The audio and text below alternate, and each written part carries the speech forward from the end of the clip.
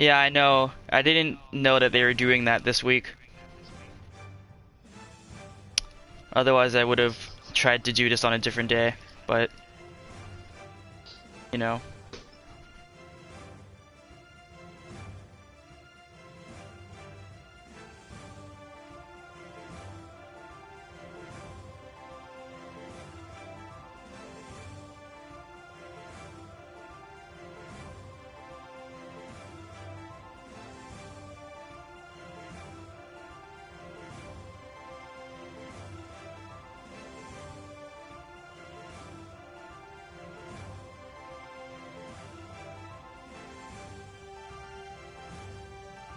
Yeah, I have my stream up, but for some reason it is not appearing on my YouTube.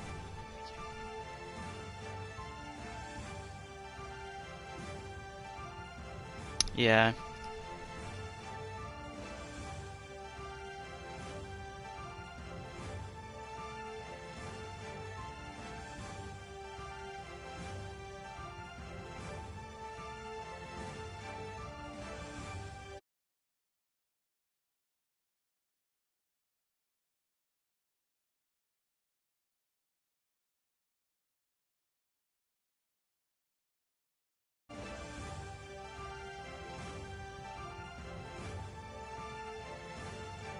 On.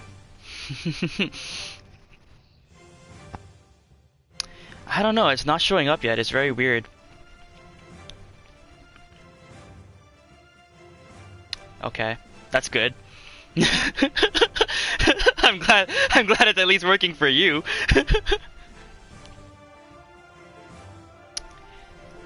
Can you send me the link? Cause for some reason it's not showing up.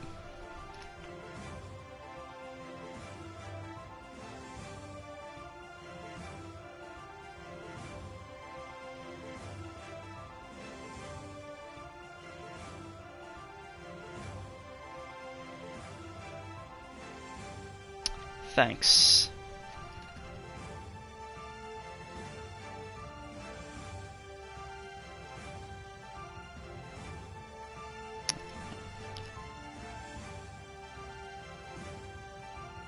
See, it's a good thing that I started earlier.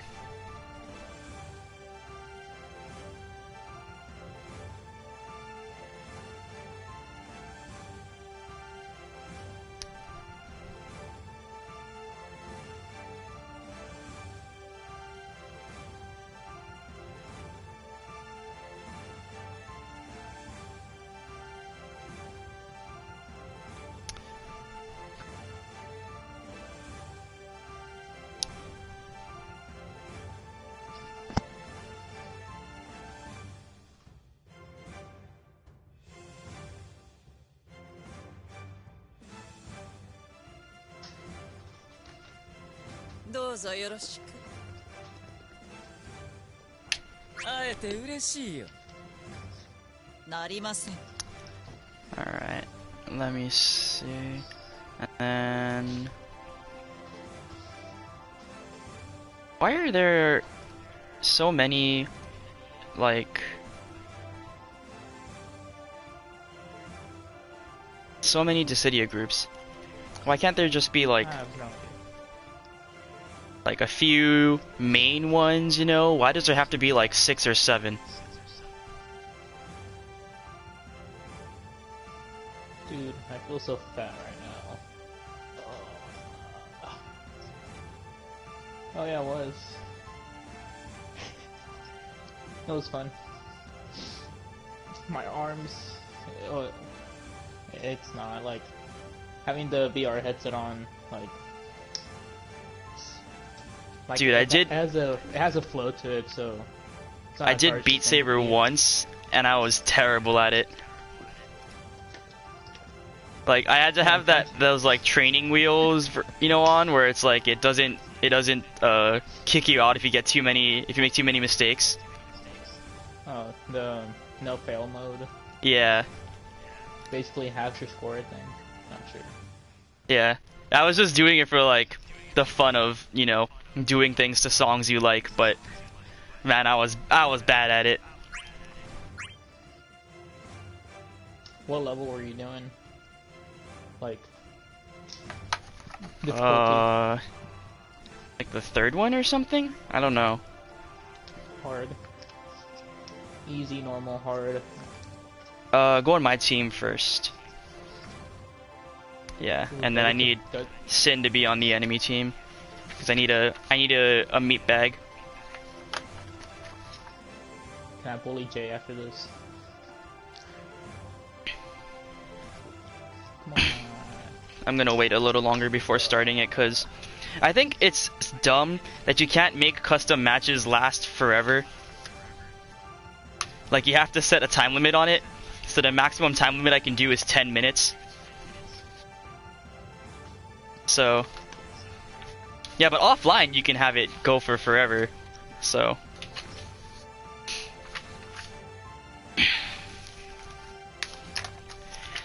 alright, so Sin, I want you to choose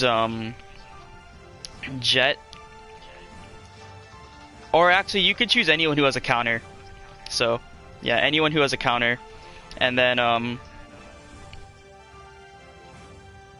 Jay, just choose someone who has a search HP attack. Doesn't matter.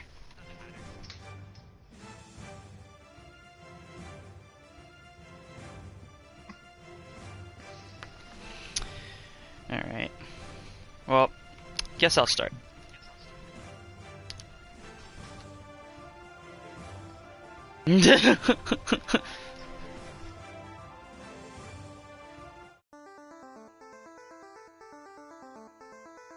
Okay.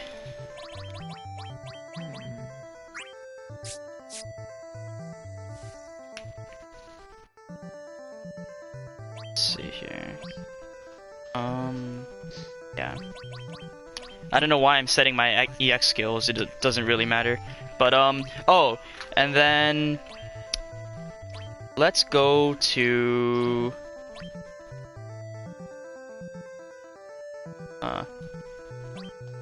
I guess Orbon Monastery. I don't know. It doesn't really matter. Huh?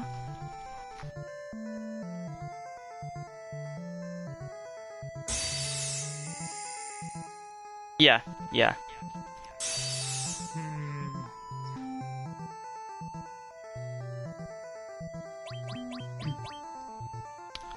Alright.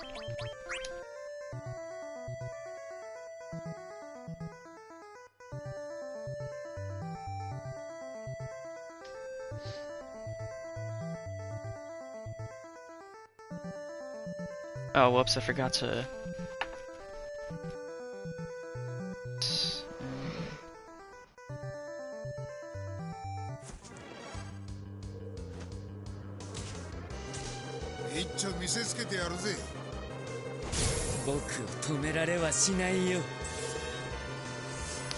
Alright.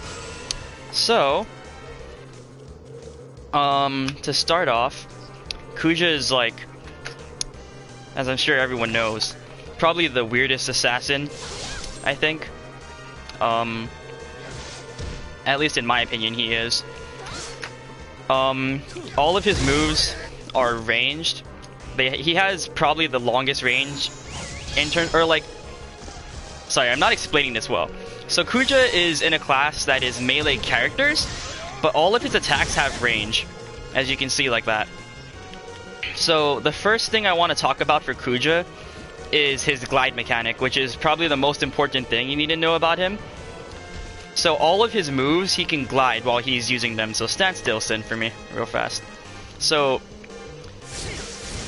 I can move around while I'm using the move, and I can angle the enemy, or I can move so that I can angle the enemy how I want to try and wall rush them or position them in a way where, like say, for example, we started here, we're parallel to the wall right now, but with the glide, I can make it so that I wall rush him with the final hit. And that's super important as Kuja. No other melee assassin can do that.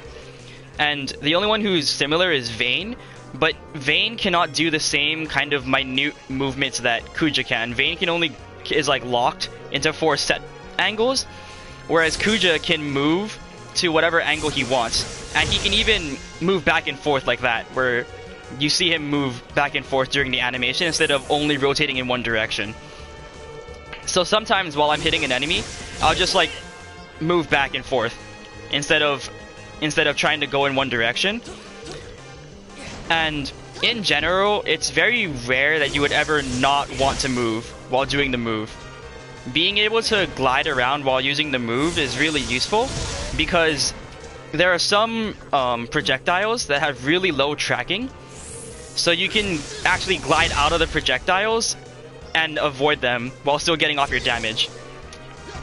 So the second thing to note in general is that Kuja's attacks hit in a line. Man, I forgot to have Jay. I meant to have Jay go on the enemy team actually, sorry, so come down here, Sin. So, alright, so if you can stay still, stay still. I'm like specifically positioning based on where you are. So, if Kuja uses his attack, because of the way it reaches out like that, if someone was standing in front of Sin, like if they were standing over here, they would also get hit. You would hit both of them. And as long as you stay at an angle that can hit both of them, you'll end up staggering both the enemies at once. So this is important because along with the glide mechanic, say I was hitting Sin here, but then his ally is like where Jay is and they were dashing in from the side, I can actually angle it so that I hit both of them with the third hit. And that's why with Kuja it's important to keep track of where the enemies are. And if someone is coming to interrupt you, but you don't have enough time to stop the move and get out of there, you can actually try and angle yourself so that you hit both of them. So like if Jay was his ally right now, right there it would have hit both of them, because I would have angled myself in a way that both of them were in the hit. So that's another thing to keep in mind with Kuja.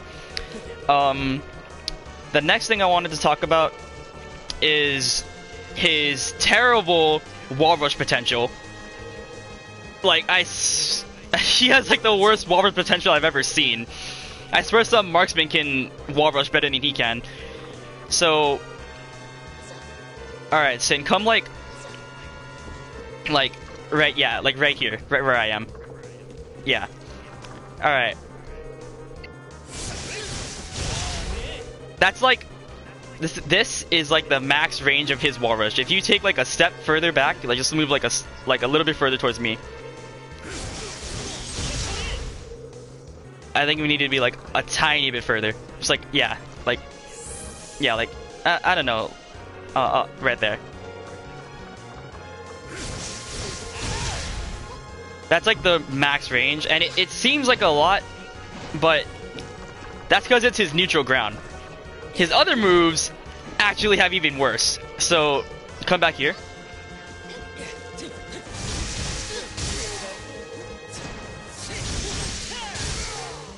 Did you see? I don't know if you saw how close he was. He over here is within a circle of the wall. And that did not wall rush. That's so sad. So sad. Alright.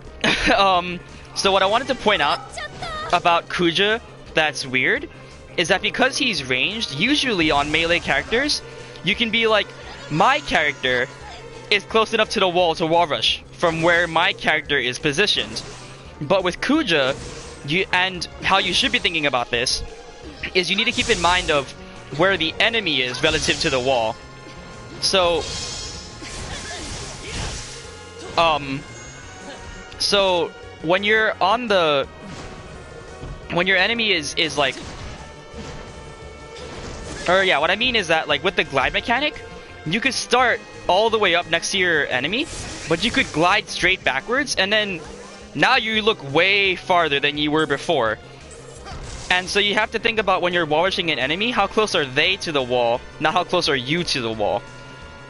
And I feel like a lot of times you fall into that trap of thinking like, oh, and then the other thing I wanted to mention is that if you move closer to him, it will not increase your knockback. Like, your knockback is set.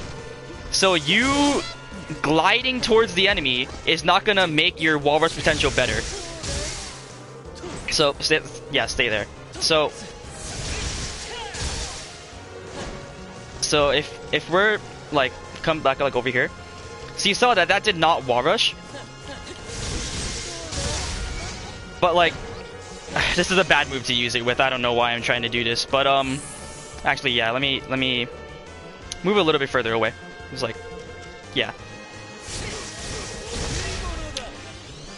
I guess we need to be slightly further. Alright.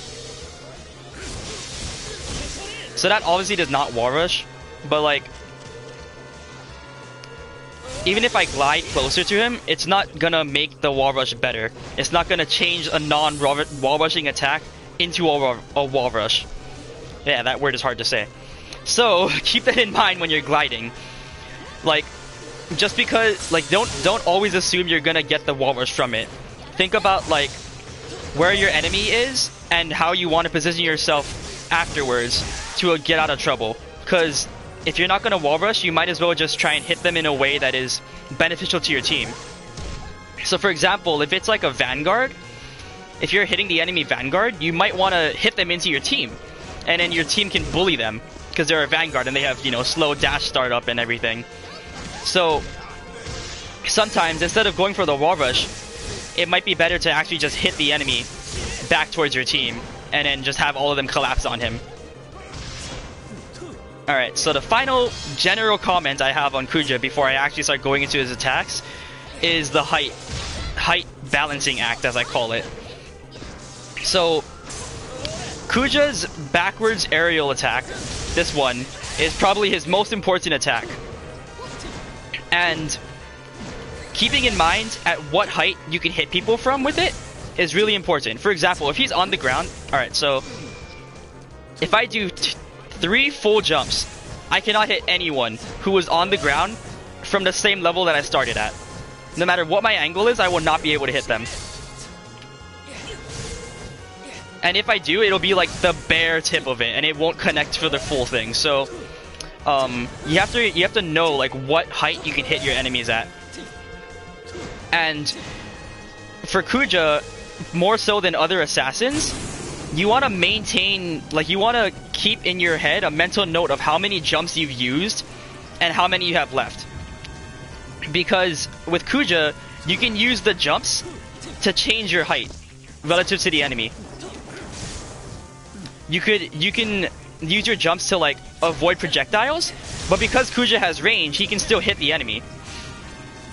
So you have to keep in mind how many jumps you have so that you can use Kuja effectively and use his backwards air brave, which is his most important attack, effectively. So that's the end of the general notes. I'll go into his bravery attacks now. Oh yeah, and I covered those things first because I don't really want to go into detail about them later on, so hopefully I won't have to.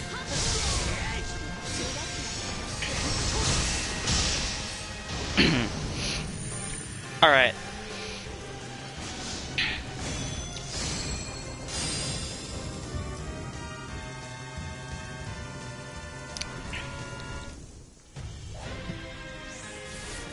So,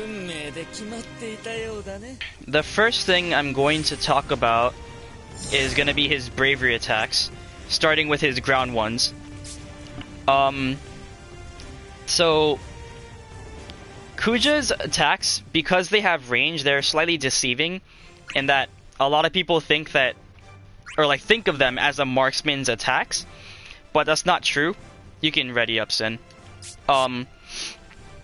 It's not true because his attacks still count as like melee. If he hits a counter, it's still gonna trigger it, and he's still gonna get staggered from it. The only move he has that does not get staggered from a counter is his air neutral.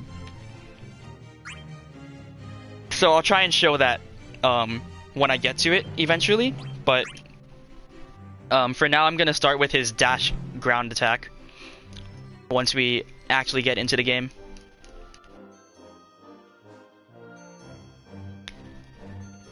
See, so I've thought about making this like a best 2 out of 3 so that I get more time like on the stage, but then I've also thought about like, what if I need to change something?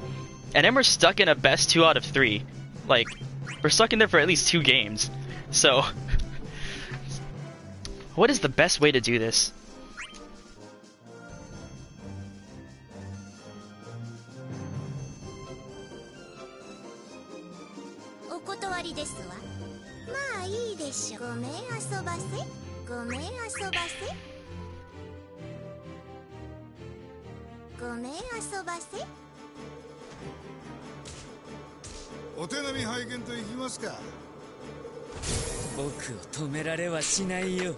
Alright. So Kuja has 2 different dash attacks. So his ground brave looks like that. He wraps himself in those white orbs and then just dashes at the enemy. I would say it's really not used ever. It's almost never used. It has decent range. Oh, whoops, I used the wrong one. It has decent range, you know. He goes pretty far with it. But, because he goes in a straight line and he travels so far, it's very telegraphed. And it's really easy for the enemy to dodge it. I guess the main reason to use it is that it's a 1 input attack that has poise during it. So you can use it to kind of go through enemies' projectiles. And the other reason to use it is if you just want to knock the enemy away. So if your team, like say the core has just spawned, and obviously the assassin's role is to try and watch the marksman, right? So you're going to want to knock them away from the core so that your team can get as much of it as possible. So that's a good time to use this move and just knock the enemy away from the core. I'm gonna just kind of say that like the grounded versions and the air versions of his dash attack are pretty much the same. That's his air version. He gets red cores instead of white ones. They do the same amount of damage. They do the same thing. Yeah. So that's what I would say for it. The main reason to use it is just to knock your enemy away. You can also use it to get the core a little bit. It's not the best move though because it has a lot of end lag. So, like, it's not the fastest move to take the core. There are actually better ways for you to take the core. Next I'm going to talk about is ground neutral. So this one has 3 inputs.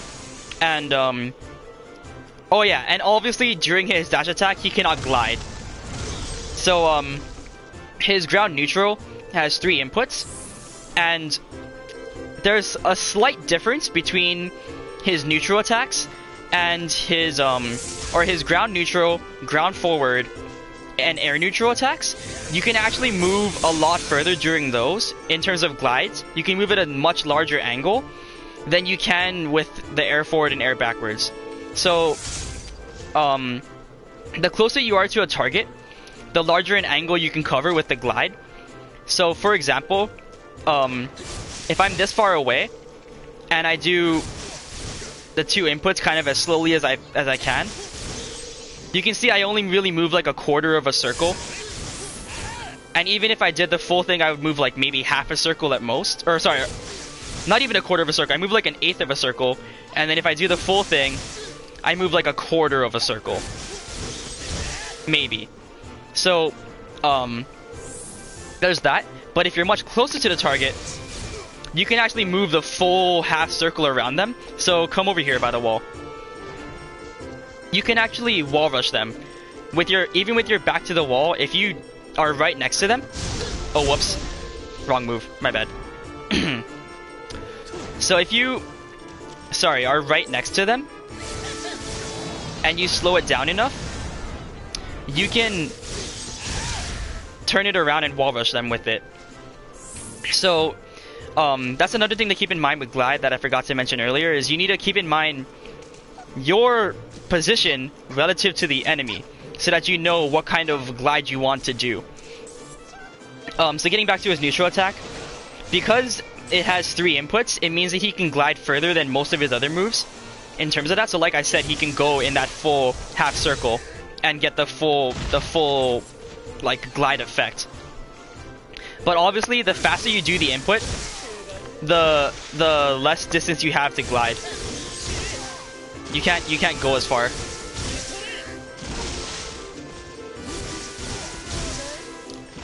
So you have to keep that in mind. This move has a range of about 1 circle. So if you look at my minimap in the upper right, you can see that Sin is on like the edge of my circle. This move will barely reach him. Each input pushes him slightly further. So even if I stay still, oh whoops. Even if I stay still, the third input will not reach him because it pushes him out of range. So if you're on the max range of it, which you almost never will be, but if you happen to be on the max range, you have to glide slightly forward. So the next thing to mention is that the first 2 inputs of the move can be done even if you're not hitting anyone. It's a mini combo extender is what they call it in the city, a combo extender. So it's a mini combo extender, like how Jet can use his his moves. He can use the full combo without hitting anyone. But Kuja has a similar thing with his neutral, where he can do the first 2 inputs without hitting anyone. So that means that you can miss on the first one, and then move into range on the second one. And that can catch people off guard because they see you whiff the first attack, and then you move into range. And it's like you'll barely whiff it, and then you'll move into range kind of thing. So you should keep that in mind. You can even, yeah, and it's the start of your glide mechanic. So you should keep that in mind. And then, this move can catch someone who's at like 1 full jump. So if you jump once in for me. My bad. I need to be closer. I'm like... You can see that it'll catch someone who's at their full height of 1 jump. So, it has that slight anti-air property, but I wouldn't say that you want to be like relying on this move for anti-air. It's not his best anti-air move. This move is also really good for setting up allies because it keeps the enemy very still. During it, if you can see during those 2 inputs, the enemy barely moves. Like, even though I said they get pushed out of the third hit, they get pushed slightly backwards, it almost will never affect your setup for your allies. Because of how still he keeps them, if you were to slow this down, like that's probably the most you can slow it down. As soon as your allies see the first input come out and connect, they can already press square.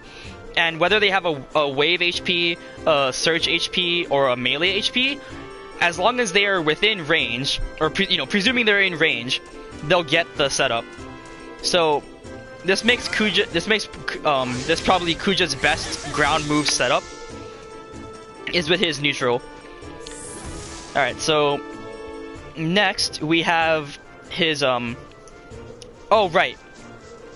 So sorry, going back. So his ground neutral, it, like most assassins,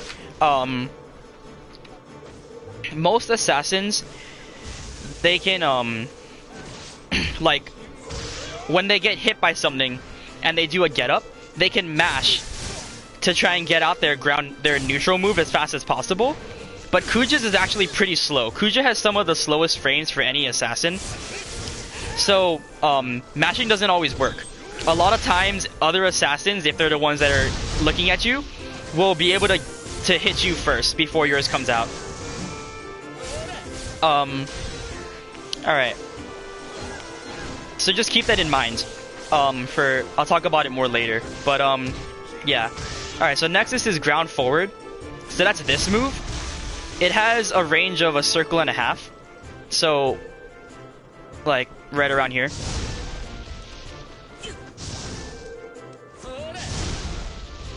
And because of its range, you can actually catch a lot of people off guard with it, because a circle and a half is much farther than pretty much any other assassin. I think maybe Noctis's forward like spear one in the air, maybe, or his ground one has similar range, but even then it's like this one is still pretty far. So you can use it to save allies like that, and it's also the move that you want to use on the core the most. Because of its range, it keeps you safe. So a lot of times if you see a melee character attacking the core, the marksman will throw a search HP attack at it to try and hit the enemy marksman, or to hit the enemy assassin or the vanguard, right? But because Kuja has like a circle and a half, he can be super far from the core and still get it. And it takes the core from a full core in 2.5 uses.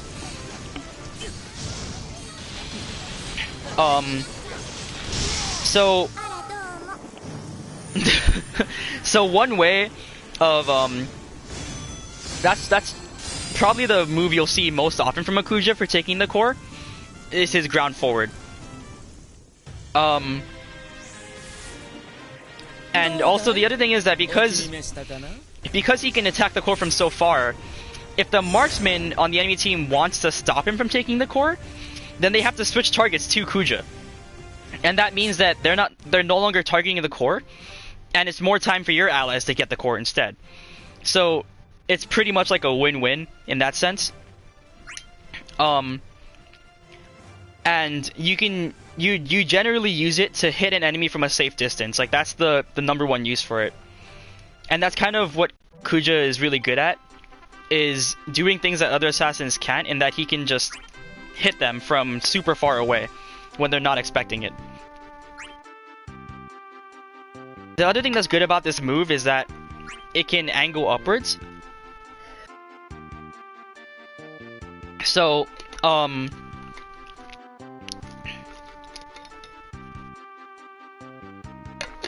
sorry, I need water. So, if you're at max range from an enemy, the move will catch someone who's around one full jump. But that's max range, right? That's not like, most often you're not going to be positioned at a circle and a half away from an enemy. So that means that if they're closer to you, you might not be able to hit them if they're above you with that move. You might just completely whiff. The other thing that this can be useful for is if an enemy is on a ledge above you, and if they're on a short enough ledge above you, you can use this move to hit them when you're beneath them.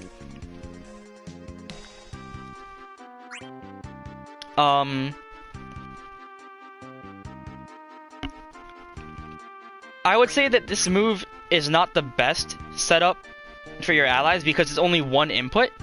I mean, if your allies are like, they're really on it and they're really looking for that setup, then, you know, they can take it. Obviously, as with any character, they can take the setup from the first input, but they might not always be able to. Alright, so that's ground forward. Alright, so now I'm going to talk about ground backward. So ground backward is this move. He goes into the air and it has 3 different charges. So uncharged version is this. With 2 charges is this. And then with the full 3 charges is that. So each charge is the equivalent to 1 full jump. So wait, let's come back onto flat ground. Yeah, so each charge is equivalent to 1 full jump of an assassin. So that's 1 jump, and then 2 jumps, right? And then the full 3. Yeah, you can see that each one is equivalent to 1 jump. And what's good is that this does not expend Kuja's jumps. So most of the time you'll see a Kuja at the very start of the match, they'll just immediately use it to gain height while still conserving their jumps.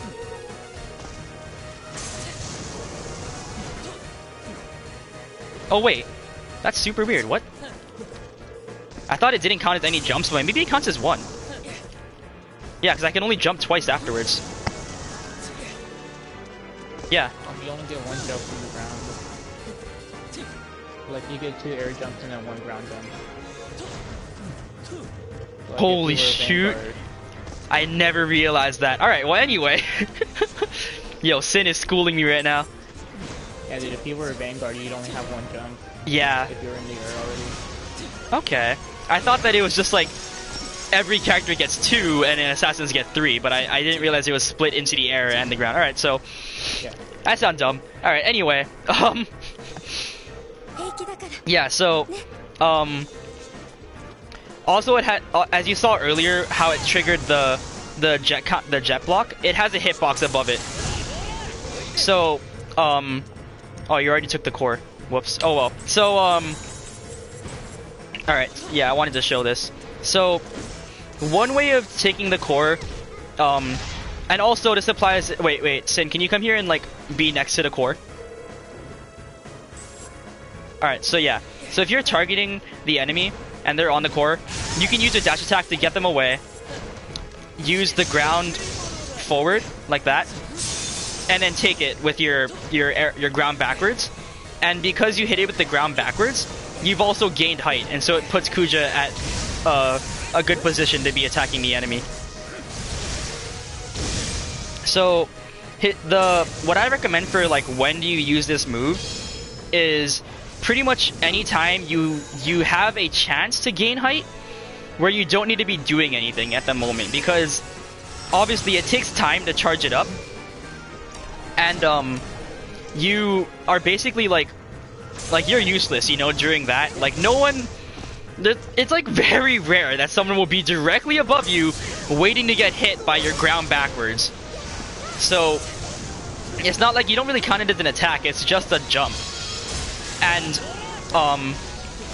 also, unlike normal jumps, you can't like, or like with a jump, I mean, you can move forward. You know, you can advance with jumps. You can jump towards an enemy, right? But with this, you have to glide towards them and then use the move, right? And afterwards, there's obviously that delay because it's an attack. So he has the normal dash cancel, step and shield timings that he has to keep into account too. So you want to use this move when you have an opening to, where you don't need to be doing anything. Like say you just knocked away the marksman or something, and then you're like looking at your allies and they're alright, so you're like, okay, I have time to charge up my move, you know? The other time, like for me, I almost never use the move after the first like 20 seconds of the game.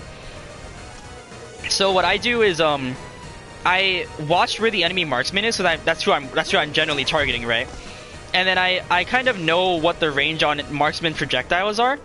So I move along the outer edge of their range, and then when I'm in a good position and then I want to go in, that's when I'll use this move to gain height and then start going in on them. My recommendation is to use it at 2 or at the first charge, because as I said, each one is equivalent to 1 jump, and it's important that you are at a specific height to land his ground backwards move, because his ground backwards move, if you can come back up here, Sin, where we were before. So his ground backwards move, the max range is if you're right above them and you are 2 full jumps above them. That's like the maximum range.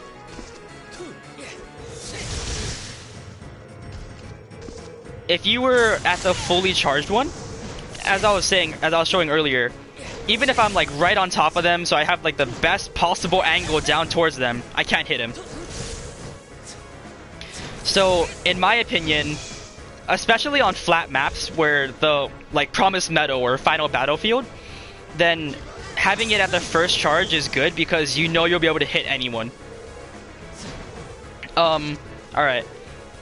So now I'll go into his air neutral. So his air neutral is pretty much the same thing as his ground neutral.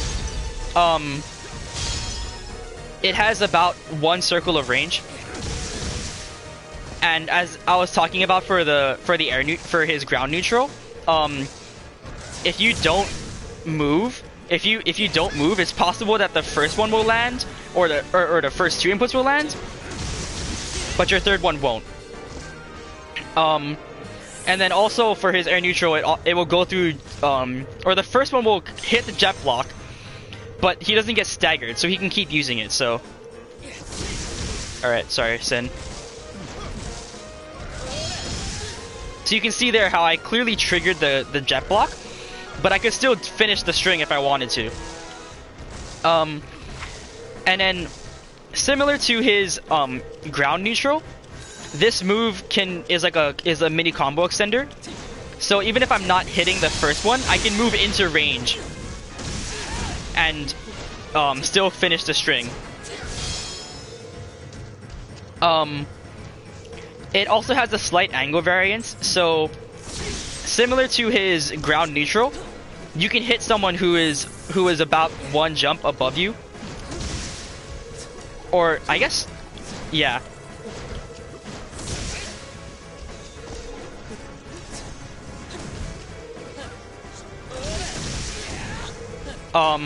Wait. Stay on the ground, Sin. So, you can see how Kuja can aim it downwards like that. So basically, if you're at around this height, you're gonna want to use his air neutral, because the air backwards might not be able to hit that angle. So his air neutral covers that angle instead.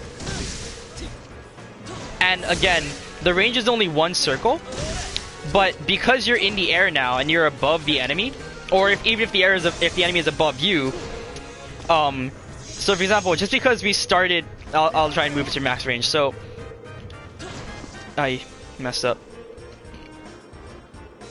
So right here. Alright, so yeah, like this is about max range. But just because it was in range like at the start, when you jump, you might move out of range because you have to think about, like, it's like geometry. So you have to think that now you're at an angle. So the distance you have to cover is more. So you might not be in range anymore to hit them. So you have to keep that in mind. When you're hitting an enemy as Kuja, you have to kind of like keep in mind what angle are you relative to them. Oh yeah, so ground backwards can be used as a get off me tool, but it's so like I don't like using it that way because it's so slow. It's like a slow move. So it doesn't work as well for like a get off me kind of thing. I mean, like, you can use it to hit someone who's right next to you or who is attacking you, you know, but it's very telegraphed because of, like, it has a very obvious aura about it. The animation is very distinct and the colors come out too, so you can clearly see that he's using it. So it's very easy for the enemy to just kind of like step it, and if you're using it as a get off you kind of tool, then the enemy knows, like, oh hey, as soon as I see the animation start, he's probably gonna let it go immediately. So they just step. They just step around it and then dodge it. So yes, you can use it as a get off me tool, but I don't know. It's like an alright kind of get off me tool. Not as good as some others.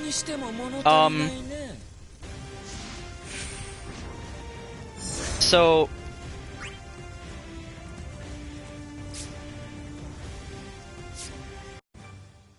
I assume you mean like when an enemy drops you trying to set up their ally, and then they need to set you up again because their ally missed it, so then they have to like dash at you to get the next setup.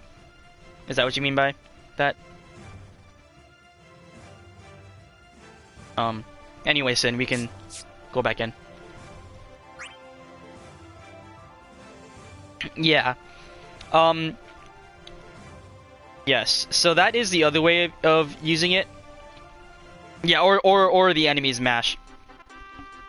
Yo, Sin is here too. I love this. Yeah, so you can do that, but it's also possible that, well, I mean, you said jet specifically, and I know you just kind of mean like any kind of other assassin or other character, but if it's a jet, he can actually predict that you're gonna do that and just jet block it, and then you're fucked. So you have to be careful about who you're using it on too, because if you're getting bullied by like a Sephiroth with Scintilla, or a Jet, or a Vaughn. I guess those are probably the characters that have a counter most often. Then you have to be careful about when you use it, because as I said, the animation is pretty clear, and it is something that a lot of Kujas do, is to just use that move immediately as soon as they can. So you can easily predict that they're gonna do it. And even if you wait until after the counter is over, it can be hard, because like you still have to come up with it. As soon as you start the charge, the attack is gonna come out regardless. No matter, like, you can't step out of it. It's gonna come out. So you have to keep that in mind too. Alright, so yeah, so his air neutral is also a really good setup tool, similar to his ground neutral. So come like over here. Yeah. So similar to his ground neutral, you can move a lot during this one. Especially with the three inputs, it allows you to change the angle of your move a lot. His air neutral is probably his second most used, I would say. Out of all of them, simply because he's going to be in the air super often and above the opponent.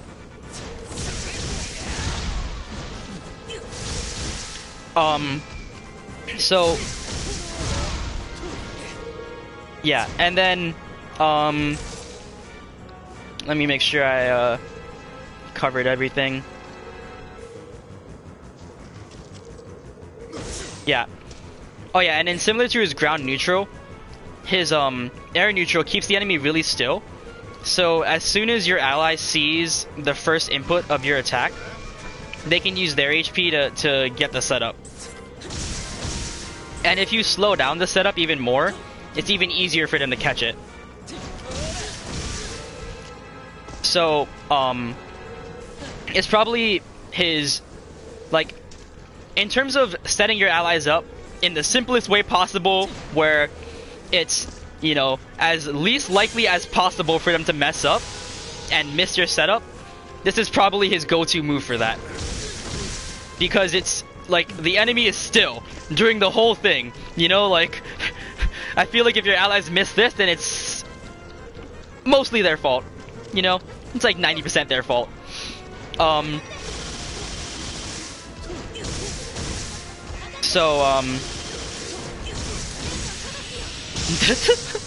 Yeah, so you can see how my ally Jay would just like use his HP attack as soon as the first input came out. Like, he didn't have to wait for the second input to be finished. He just did it immediately. And as an assassin player, that's kind of rare.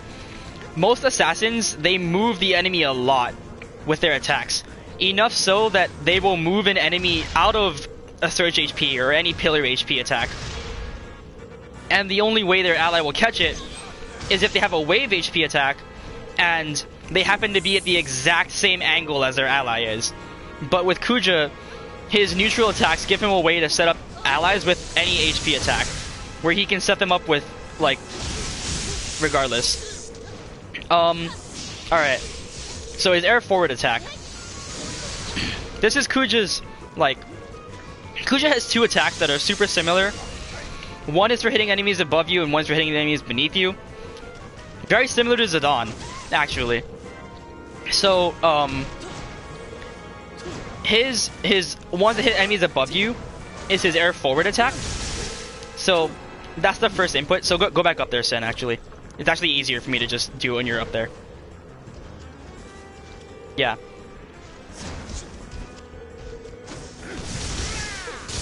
So what's important to keep in mind is that when Kuja hits them with this and pulls them down to him, he actually pulls them... Sorry.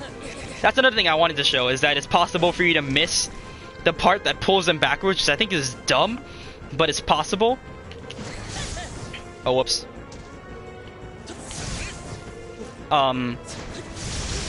Yeah, so Kuja pulls them back.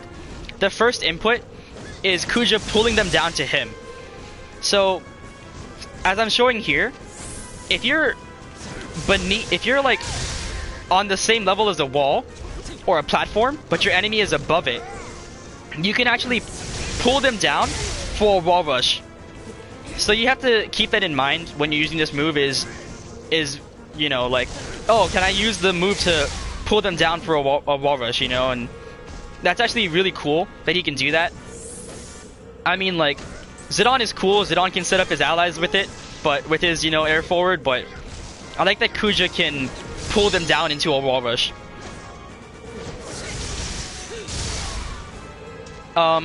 So, as with all his attacks, he can glide.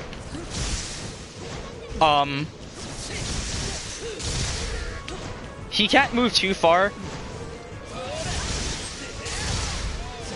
And the main thing to keep in mind is that if you hit your enemy with the first part of it, the first input, you will hit them with the second one, no matter how far back you moved afterwards. So you can see that, like, I glided maybe like a circle and a half backwards, and I still managed to hit him. Sorry, wait, hold on, let me get this right. Oops. Oh my god, I'm just missing. So, right there, I ended up moving like like a circle and a half away from him, and I was still able to hit him with the full thing. So, if you know that the enemy is watching you, you can just start gliding backwards immediately and not have to worry that your attack might miss. And then similar to how Zidane was, if you guys were here during my Zidane one, I talked about how it's possible to do, when you just do a regular dash, a target dash at someone, and then put in, like, or any targeted dash, and then you put in an angle, your character becomes in the air. So, instead of getting their grounded moves, you'll get their aerial moves. So, if the enemy is above me, like, can you go back up there, Sin? So if the enemy is above me, and I target dash at them, but I, like, say they're wall rushing my ally, and they're above me, you know, and I'm on the ground. I need to interrupt them, right? So, you can do the target dash startup, and then immediately do the forward air, and it'll come out. And Zidane can do a similar thing where he can do the dash like that, and the enemy will think that he's on the ground, but he's actually not. And you can use it to sneak out your catch people who are above you with it. But unlike Zidane, Kuja actually prefers to be above his enemies rather than beneath them. So, for Kuja, his most important move is his air backwards brave, which is this one. I've already been using it a lot on accident, but it really is his most important move, because it can catch people who are beneath you and pull them in for a setup. So with this move, it's the opposite of his air forward, in the sense that he pulls people up to his height. So you can pull them up for a wall rush if you want. Like, if they're, I don't think there's any maps actually where you can pull them up to a wall rush. I don't know if there's any that are like that. His air forward and his air backwards, the first input will pull the enemy backwards, and the angle that you pull them at depends on how far you are from the enemy. So you can see that here, like, he started by the wall, right? And I can pull him. You can. The max distance you can pull them backwards is about a half circle. And that can actually mess you up, because as I said, whether or not you're gonna get a wall rush is dependent on the enemy's position. So you pulling them further back from the wall might actually cuck you. It might actually make it so that you can't get a wall rush anymore.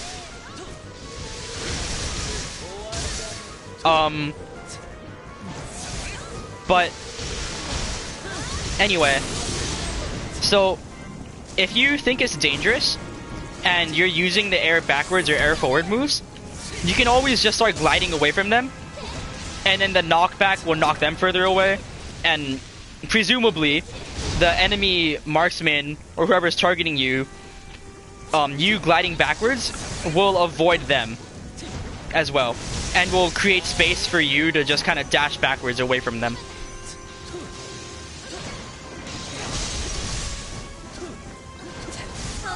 So, alright, so something that you can do is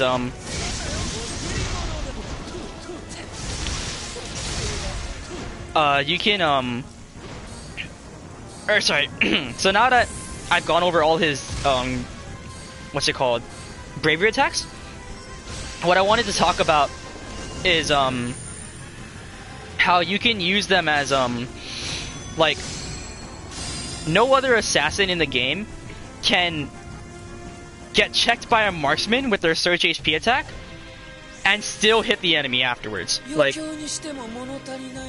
after a wall rush. But because Kuja has so much range on his moves, it's possible that he'll get checked by an enemy marksman, but he'll still be able to just kind of back away slightly, dance around the enemy marksman's attacks, and be bullying the enemy that was already hitting.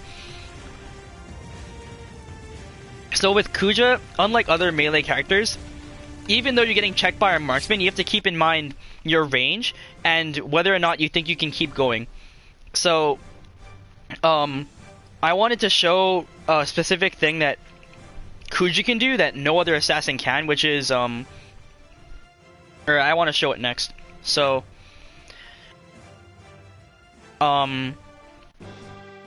this involves using your jumps, and this is why I was talking about earlier how it's kind of important to maintain how many jumps you have left and what you can do with them, because there are specific ways that you can avoid enemy attacks with jumps and at the same time get the advantage of the height advantage and still be hitting the enemy. So I'm gonna show that now. Oh shoot. I forgot to tell Jay to go on the enemy team. Oh well. Never mind. I'll show that after this round. I'll move on to the next thing then in the meantime. Alright, so now for his HP attacks. So everyone uses Symphonic Force, and it is for good reason. I'm only going to be talking about Symphonic Force and Flare Star in this, and it's because those are his two best HP attacks, especially as a melee character. If you use his other ones, what are they even called? Symphonic... Oh, Seraphic Star and Ultima? They suck. They are really bad. And I don't know how Akuji can use them, but I guess they can. And I'm impressed. But, so Symphonic Force is one of the fastest HPs in the game. It's very similar to Azure Torment and Lightning's Lightning Strike. Oh, and also Jet Beam. They're all super fast, have a bravery portion of them, and yeah. So there's one thing with Symphonic Force is that it's hard for the enemy to punish it because of how fast it is. Like, if they're not already targeting you, when you use it, it's really hard for them to change targets to you and punish you before you can get off the HP portion of it. So there's that. And then also, because of how fast it comes out, because of how fast it comes out, it's almost impossible to react to it. In fact, I don't think you can react to Symphonic Force and dodge it. So, that's like one of the better things about it. The other thing is your ability to... So say you're targeting someone else, pretend that the core is another enemy. And, or I mean, I guess, yeah, if you're targeting the core, right? And then an enemy is dashing towards you. You quickly change targets and Symphonic Force at them. And if they're target dashing, they'll run straight into it. And you'll catch them like that. And it's something that a lot of Kujas will do they'll just pretend that they don't see you, and then as soon as you're kind of like within a certain range of them, where they know like, oh hey, and they notice on the minimap, this guy is just target dashing straight at me. Let me just change targets and HP his face, you know, like, it's a very easy thing to do, an easy punish, puts your team in a position to 2v3, and yeah, so there's that. Another thing you can do is that, alright, here, Sin, come closer to the wall for me. Don't go too close to the wall, I don't want to wall rush you. So you can do what I just did, where you see the, like, say you just hit an enemy, you didn't get the wall rush, but you still want to try and HP them. You can target dash straight up to them, and then when they finish their get up animation, a lot of times, yeah, because they see you dash up, they're gonna shield drop. So you go beneath them like that, yeah. And then as soon as you see them finish the get up animation, you press square, and you'll catch them. And it happens, like, I do this to players, I would say, like, I don't know, like at least once a game it happens, where I'll see an enemy doing a get up animation, and I'll just dash up, wait for them to shield drop beneath them, wait for the shield drop, and just press square, and I'll catch them. It's really easy to do, and because of how fast it comes out, it's just, like, as I said, it's impossible to react to it. So the enemy has to predict that you're going to do something, and they have to preemptively dodge afterwards. But if you have already dropped beneath them and they're afraid that you're going to use their bravery attack, in particular your air forward, which will catch them if they're above you, they're gonna shield drop, and you just catch them with your symphonic force. The other thing that's important about it is that if you're dashing at someone and then they sidestep, so you can sorry, I thought you were gonna do it earlier.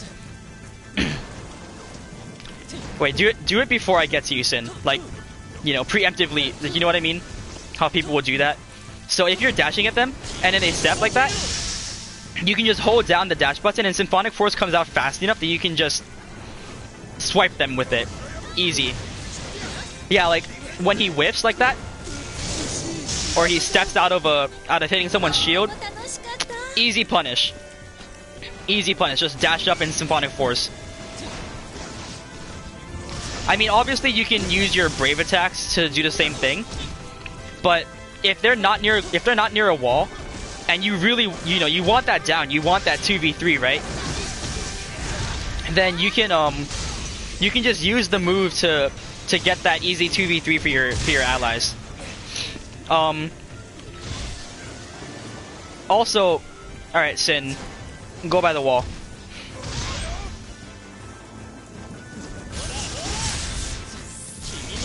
So, because it's similar to Azure Torment and Lightning Strike, if you wall rush with an attack where you can't dash cancel out of it, or if you have no dash gauge, you can just step towards them and then mash the square button, and you'll get it before they can get off of the wall.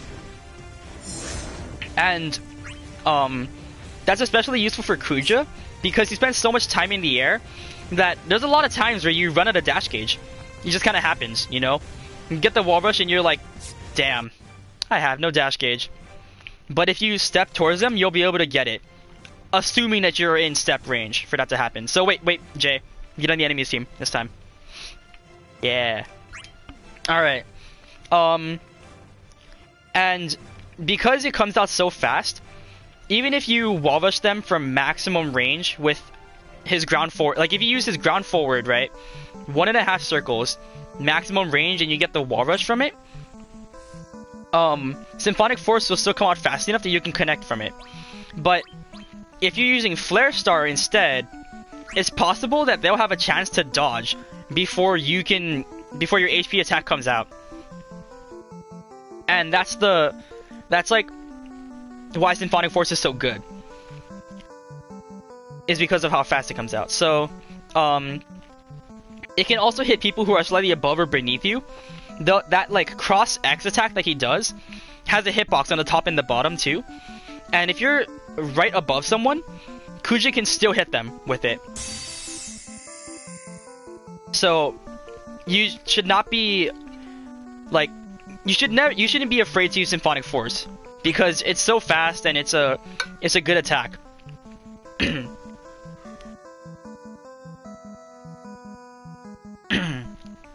Alright, so now I'm gonna show you guys what I meant to show you earlier.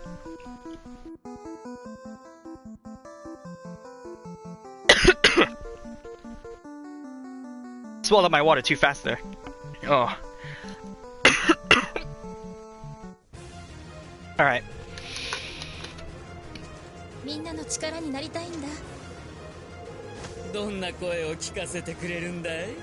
Alright, so Sin, come over here by the wall. And then Jay, we were doing this earlier, so I think you know what to do.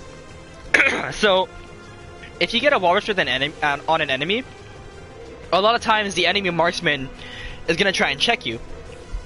You know, they're gonna try and save their ally with the search HP attack a lot of times.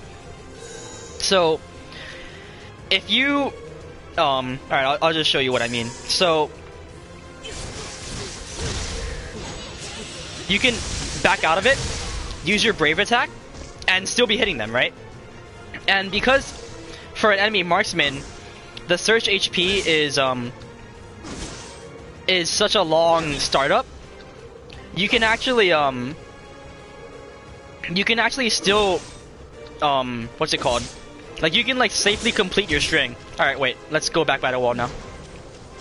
Alright, so we're gonna do this one more time. So what you do is you get the wall rush, you dash up, see the holy startup, and then you double jump backwards. So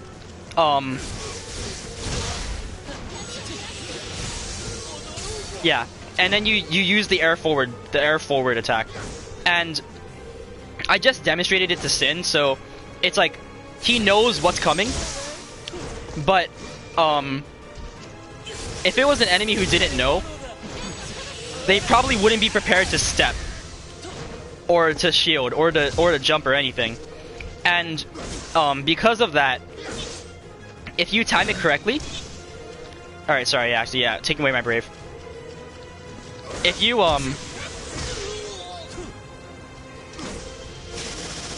you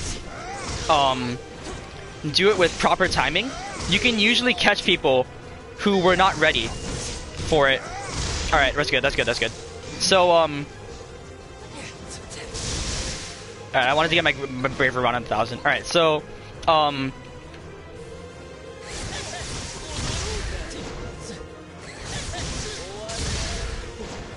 I messed up there. I didn't do the 2 full jumps. I think it's that I did the wrong dash.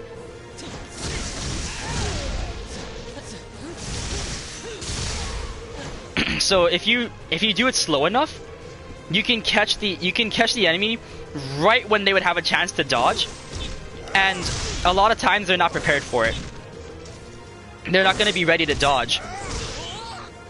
So, or to shield. No, we need to be by, or yeah, come back here. All right, so Jay, can you do it again too? All right.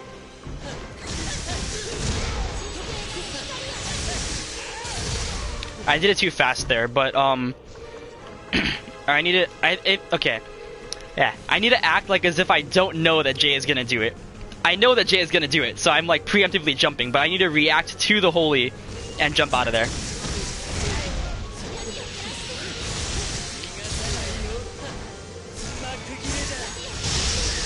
Yeah. So obviously, like, they're gonna get the punish. They'll get the punish on you when they see the HP come out. But especially if you're using Symphonic Force, it comes out quickly enough that you'll get the HP portion of your attack off before they do. And because you hit them with one Brave, hit them with a second one, and then if you use your... Okay, wait, actually I want to show this. So if they're at a base 1000 Brave, and you do a neutral attack, into the backwards one, they're left at 56 brave. And if you're using Flare Star or Symphonic Force, you'll get the break.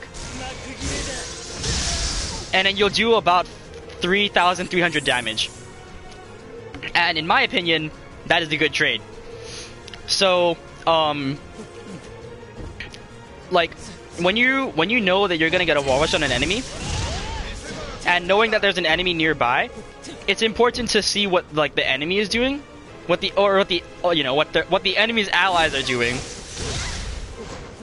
and potentially use your jumps to get away from the situation while still hitting the enemy and getting brave.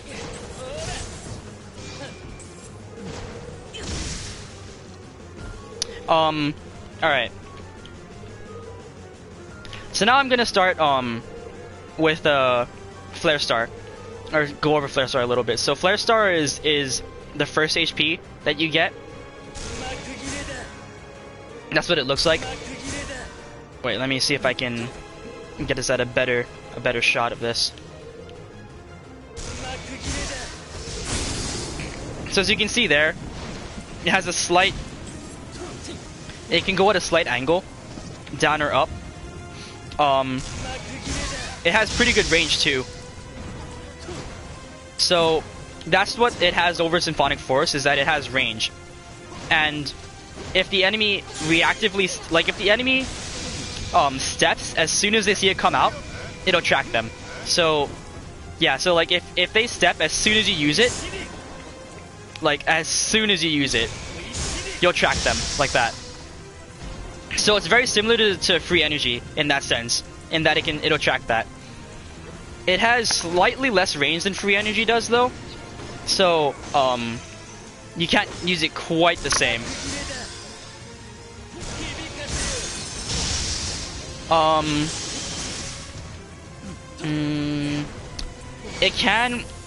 The move can stop attacks like Slice and Dice and Mirage Dive as well. And it's like, you kind of just have to dash up to it and throw it out there. And the range from free energy will from Flare Star will almost guarantee that you get the interrupt on it. Yeah, so unfortunately, if the enemy whiffs on you, you can't really use it as a punish tool.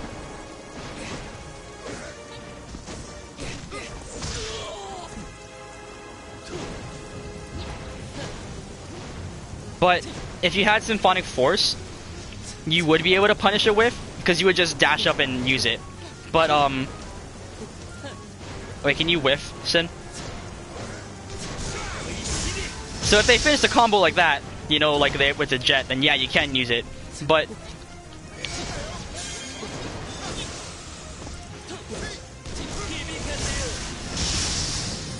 alright, I didn't think you were gonna do the third input, but yeah, like a lot of times because of how slow it is, you'll be able to the enemy will be able to dodge out of it.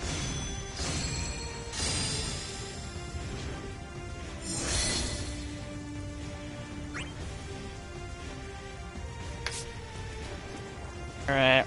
Oh, by the way, Symphonic Force can stop Slice and Dice, and it can also stop Mirage Dive. It is possible. Just very hard.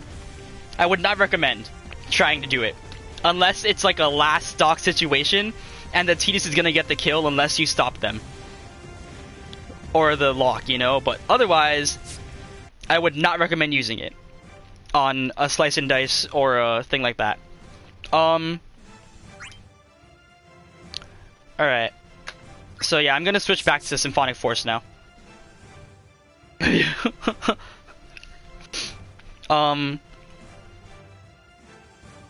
I just think Symphonic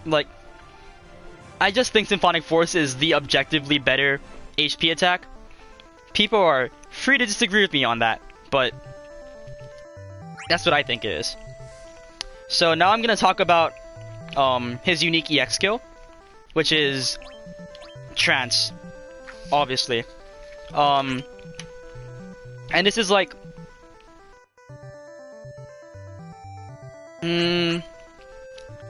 I would say this is like the second most important reason that you would pick Kuja in a game. It's because of his trance ability.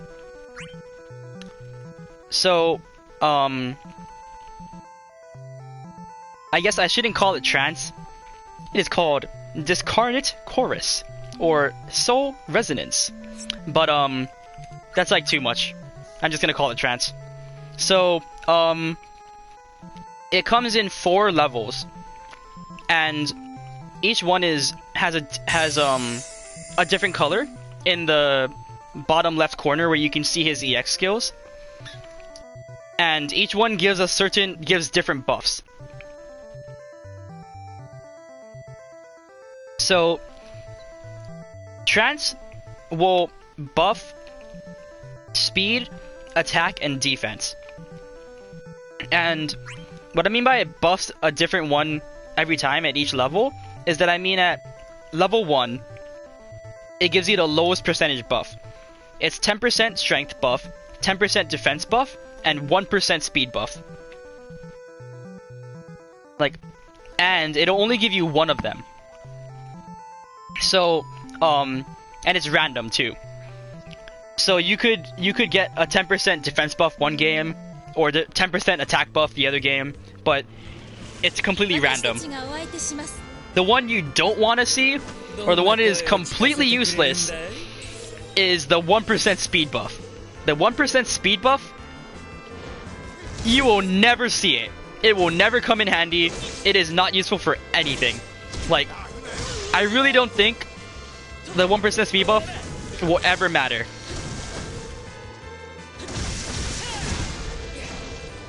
So, this is his first level. It's blue. And, this is what the animation looks like. I'm sure you've all seen it before. He gets these little rings around him that show that the buff is active. So this time, well, if you guys rewind, you'd be able to tell, I guess. But, each buff has a different icon. And that time I got the defense buff, because I got the shield icon. So when you use the buff, assuming that it goes off, and you don't get interrupted in the middle of it, you also get a cooldown timer buff as well. And that's what that other buff is. So I'll show you now. So this is the second one. Gives you 2 random ones. I got attack, the sword, and defense, right? The shield. And in this other one on the far left, that's the cooldown reduction buff. Don't ask me why they programmed it that way. That's just how it is. So the second tier will give you 15% bonus attack, 20% bonus defense, or 2% bonus speed.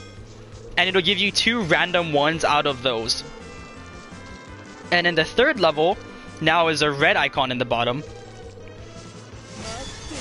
Gives you all 3 buffs at once. And it gives you 20% bonus attack, 20% bonus defense, and 3% bonus speed. And then also Kuja gets this like sick. He changes to be in trance monkey mode. And even though there's this like buff icon next to him, that's just to tell you, or underneath, his HP bar, it's just to tell you that he's at level 3 or higher. The fourth one is obviously the best one. This one gives you again all 3 buffs, and it gives you 25% attack, 35% defense, and 5% speed. So his buff for speed, if you think about it, is equivalent to a Odin post summon buff. That's what he gives you, your team, is the Odin post summon buff. I would say that the 5% speed boost, slightly noticeable.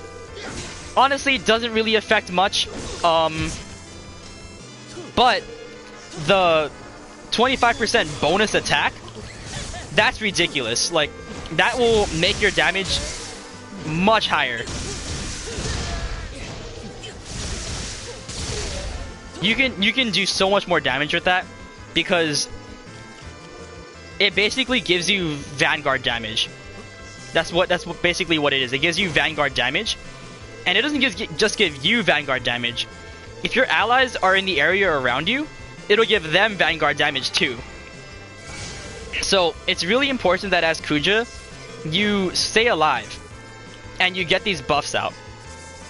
But that does not mean go hide in a corner, run from the enemy the whole game, and don't help your allies at all. That is not what that means. What this means is you have to be aggressive or you have to like play very like patiently as Kuja. Know what you can do and what you can't do and what situations you can be in and still be safe.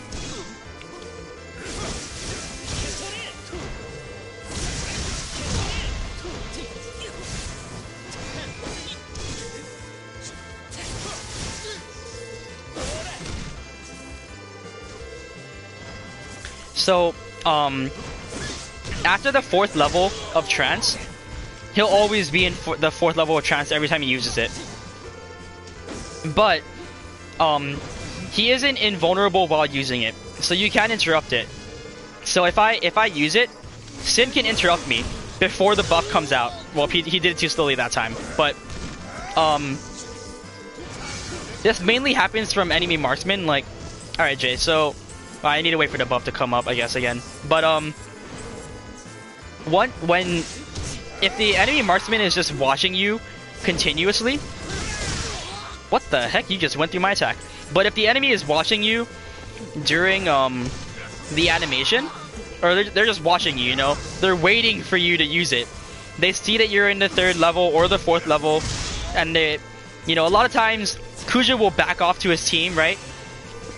To use the trance buff, but you don't want, and like, you know, the enemy marksman, he was bullying them, and then suddenly he backed off. Gee, I wonder why that was, you know? Either his team wants to summon, or he wants to use his trance buff. Alright, you ready, Jay? So as soon as they see the animation come out, they can just HP you. You did it too slowly there, I would have been able to get out, I think. But, if they do it fast enough, they can just check you, and then it's a free down. And it's like, so when you use it, you have to make sure that you're in a safe place. Like, you can't just back up and assume that the enemy team is gonna let you do it for free.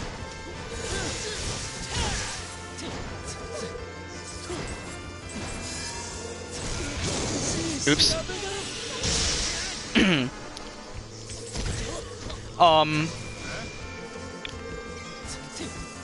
Alright, take 2. Wow, that was... Jeez, Jay!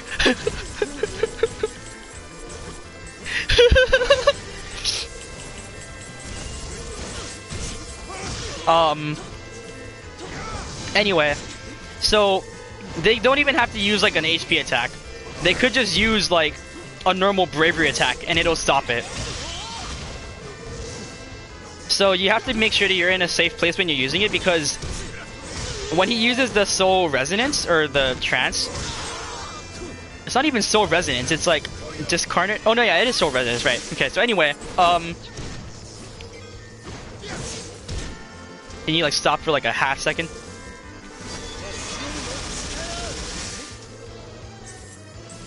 I think Sin should do it.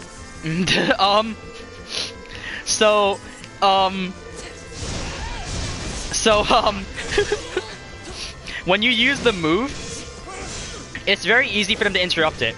And if they do it before the buff comes out, you won't go into the next level. It'll delay your, like, the tiers by 1 until you can get it off again. So, it's really important that you remember, or that you watch your positioning when you use it. Are you ready, Sin?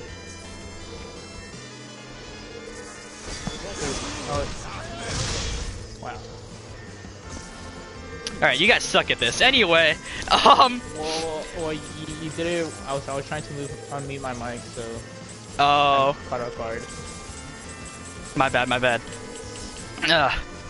Alright, well, anyway, it does have poise during it.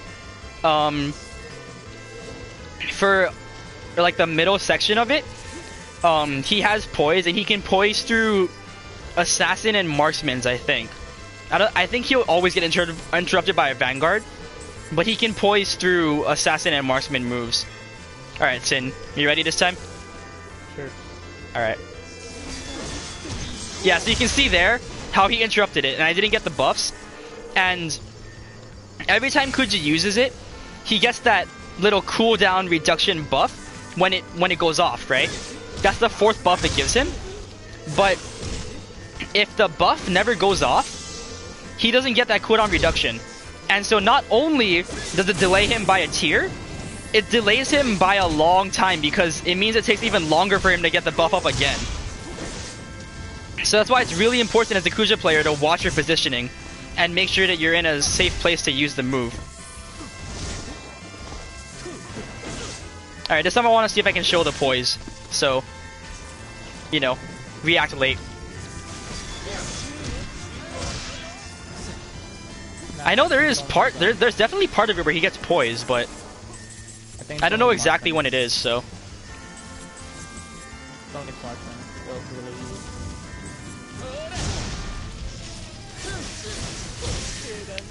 Oh, actually, wait, come back here quickly. I can show it now. All right, so stay close together, but not super close. But yeah, like that, yeah, that's good. So earlier how I talked about how he hits in a line.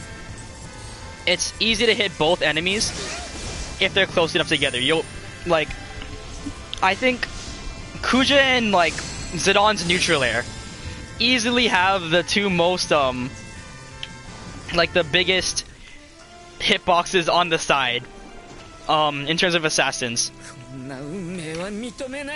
So yeah, I wanted to show that earlier, but I couldn't because Jay was on my team. Alright, so going back to his buffs, I've been talking about how you have to keep track of the enemy's positioning. A good time to use it, in terms of when you're using to get it off, is you just knocked away the enemy marksman, and usually that happens when your first buff comes up. The first buff comes up, and then you've been on the marksman kind of, and you finally got a hit off. I feel like it comes up around that time for me. Maybe that's just the way I play, but around that time the first buff will come up, the first level. So you can use that. Then that's a good time to use it, because the enemies have to dash up to you in order to interrupt it. And the first buff isn't really that important to get on your allies. You know, it's only a 10% attack and defense. It's not, or attack or defense, you know, or possibly even 1% speed, which is completely useless. So the first buff really isn't that important to get on your allies. So you kind of just use it whenever you can. As soon as you see an opening, you can just use it immediately. For any of the tier of buffs that are above that though, 2nd, 3rd, or 4th, I'd recommend trying to get it on at least one ally, because that way it buffs them too. And 15% isn't the highest number for attack. Attack buff is the most important one, and getting a 15% attack buff isn't the hugest thing. It's not gonna change the game, you know, but it is important, and it will make a difference. So it's good to just get it out and to get it on another ally. So the 2nd tier as well, you kind of just use it when you have a safe space. And the 3rd buff, usually in my experience, the 3rd buff comes up around the time that a team gets a summon bar and they're ready to summon. So the 3rd buff, if your team has been managing the core really well and they get both cores, they should be able to summon based off of getting both cores and having fought and been fighting at each other for the first, what is that, minute and a half or whatever of the game. Minute, maybe? Minute 15-ish of the game. And it's a good time to use it is right when your team starts to summon. Right after the summon starts, your team is probably grouped together, and you're probably applying buffs anyway. So it's just a good idea to use your Symphonic Force at the same time. What probably happens is that your ally Vanguard is probably using HP, and the ally marksman is probably using Mighty Strikes, and so at the same time you just use Symphonic Force. Or sorry, not at the same time you just use his trance. I don't know why I said Symphonic Force there. So those are like in terms of the times to use it.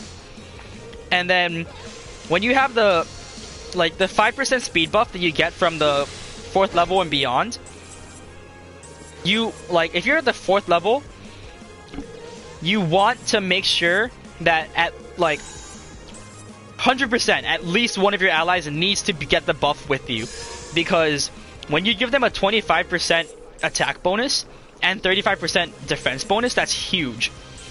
Like huge. So and he gets it so often that it's really good to just get it on your allies. So a lot of times, like, whichever team got the summon first, that happens. And then if the other team, usually by the time the other team gets their summon, your 4th level buff is up. So you use it at the start of the other summon animation, because even if it's not your team's, that 5% speed buff will help them just a little bit, help them avoid summon attacks and help them avoid getting caught by the enemy. So, and also because a lot of times during enemy summons your team is grouped, so it's just really easy to get it on all three of your team. The other time, obviously, once both summons are used, it's like, all right, now when do I use it? Pretty much anytime it's up, anytime you think the enemy is not in a position to immediately punish you for using it in front of them, just use it, get it off, and you want to use the buff to try and converge on a target. So, say you wanted to try and get the enemy's teleport, like on the marksman, then you would group up together, and then you would use your trance buff on your allies, and then you would say like, all right, now let's go for the marksman. You know, you like ping them, and then have your whole team converge on them. And because you all have the speed buff, you're all gonna get there faster. And then the attack buff and the defense buff will mean that you're probably gonna break them if you catch them. You know, you're probably like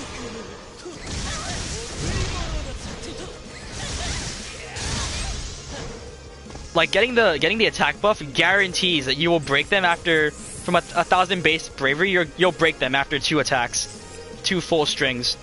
So that's important. And if you see an enemy Kuja who's in the 4th tier trance, you're gonna want to focus him and get because when Kuja dies, the trance buff resets.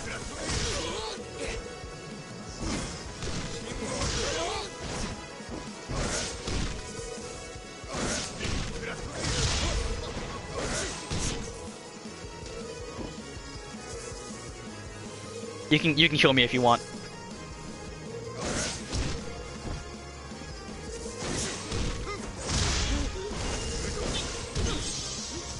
No, I mean like actually kill me. I want to show the trance buff disappear.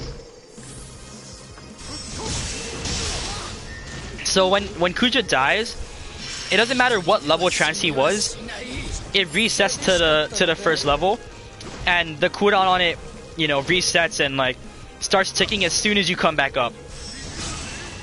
So that's why it's so important to stay alive as Kuja, because a lot of times in the game, you'll only have enough time to get the 4th tier buff off. Like, if you die halfway through the match, you might not even be able to get it back up in time by the end of the game. Like, depending on how often you're using it and like what the state of the game is like, you might not be able to get it off again. So, so that's why it's like so important to stay alive as Kuja. But at the same time, you're an assassin, so you have to watch the enemy marksman. No one else is gonna do it besides you. So that's why you have to, like, temperate aggression, right? Is what they always say. Go aggressive, but know when it's safe to go in and when it's dangerous.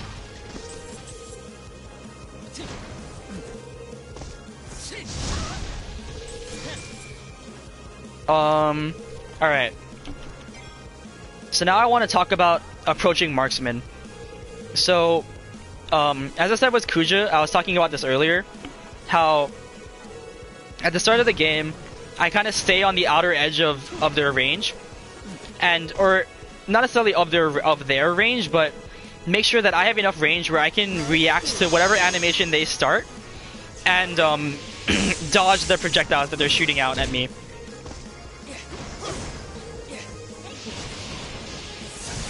Oops.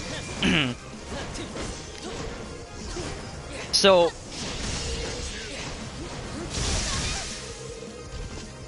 a lot of times after they shoot out a projectile and they whether or not they hit with it or not, they dodge just like that. So if you can count on that, you can either be beneath them, or you can be or if you're had used this earlier in the game, right, to get the height advantage, you can just kind of wait for the dodge to happen and then use your backwards brave to hit them and catch them. Or and then again, obviously, you don't have to knock away the enemy marksman. If the enemy vanguard or assassin or whoever else on their team isn't checking you, and they're not close enough, you know, to stop you, you can still you can just not knock away the enemy. You can just kind of keep them here.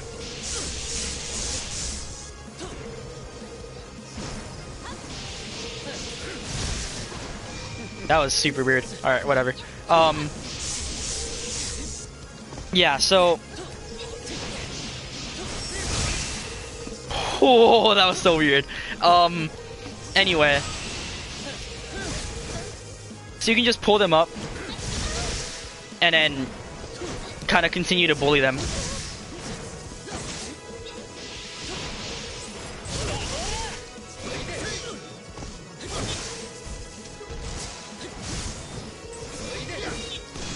So, and I was talking about earlier about how I like to conserve my jumps as Kuja, because when I play assassins, I like to jump over the enemy marksman's projectiles. Yeah, obviously I can't jump over Wakizashi, but if they're using a move like that, I might just jump above them and try and get the height advantage like that as Kuja, and then just immediately use my air backwards brave, because they're stuck in that animation and they won't be able to get out of it. So I can just use my air backwards brave to hit them. And if you know what move they're using, you can position yourself in a way where you're not going to get hit by it, because you know that they're not going to be able to angle, like it might not angle upwards or downwards enough to hit you.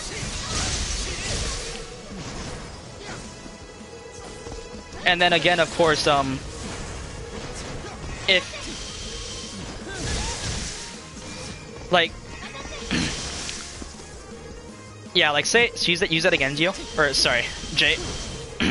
A lot of times they're gonna dodge out of it because they're like, oh shit, I missed, I need to get out of here, you know, and then they do the dodge.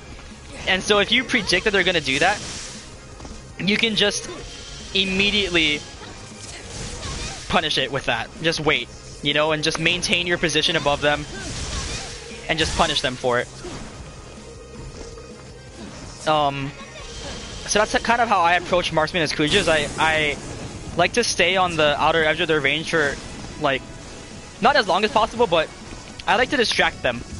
If I can be attracting their attention, but still be far enough that I can avoid the projectiles and keep their attention and they're not hitting me, I'm kind of fulfilling my goal, you know? They're not checking my ally vanguard, and they're not racking up bravery.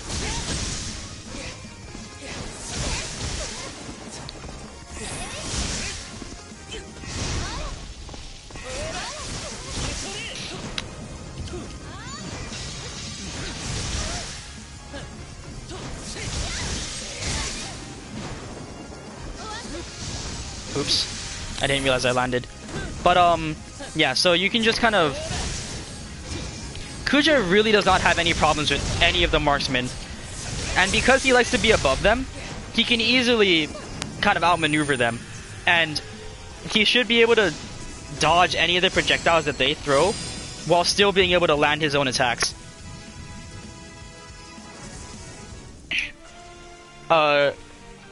Jay, can you choose either, I guess, let me think, Terra, Ace, Yestola, or Shantotto?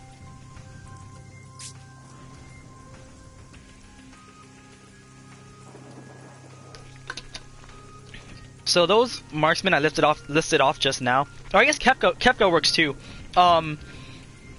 They all have a move where they kind of just put something down in front of them, and then a lot of times marksmen like to just kind of hide behind it. They're like, I am safe here. I have put my tornado out in front of me. I am safe. No one can hit me here. This is my safe zone. But Kuja is special in that he has so much range that he can hit people out of it. He can pick them up and hit them out of it. And that's important because a lot of marksmen just kind of forget about that. I don't know why. I don't know why they forget about it, but they're like, oh yeah, I'm safe here because I'm safe against every other character except Kuja. And maybe Locke in terms of assassins that can knock you out of it. But Kuja's range allows him to hit people who are hiding behind those tornadoes. The only one you might have to watch out for is Terra's charged tornado, because the charged tornado is bigger and it moves. It moves forward after it was cast, so you have to be careful about that. So what I like to do is a lot of times I bait out the enemy marksman using this move by just target dashing at them. I'll just start target dashing at them, and they're like, oh shit, let me put up my defensive, like, rock trap, or my defensive core, or my tornado, or whatever pillar thing Ace throws up. And they'll throw that out. And then if you know the animation for it, and especially for Terra it's the easiest to read because she glows green during it. So you can see that she has this little green tinge on her. You can react to it by just kind of jumping backwards. And a lot of times they'll just dodge afterwards because they missed, right? They didn't hit anyone, so they dodge. Because they're marksmen and they do that after every single projectile that they throw. They dodge. So you can predict that. And you just double jump backwards, wait for it to dodge, and then hit them with the air backwards. Yeah, just like that, right? It's already habit. You threw it out and you immediately dodged. So wait, come a little further. Yep, yeah. So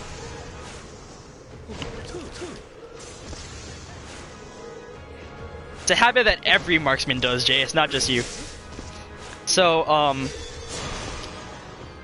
so use it, use it when you see me target dashing at you, whatever. I did it like predicting you were gonna do it. So or just do it, how you normally would defensively. So you can just do that, and just kind of predict that they're gonna do it, wait for it to come out, and then target dash it, and then jump away from it.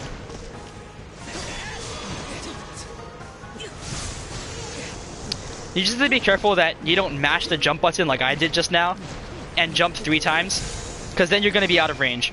And also, you have to be careful that you don't accidentally, move yourself out of range from the enemy. Because you want to keep yourself safe, you don't want to give them brave, but you also don't want to move yourself out of range to the point where you're useless. So, yeah. Oh, I should talk about this because I use jumps so often as Kuja, but if you're jumping,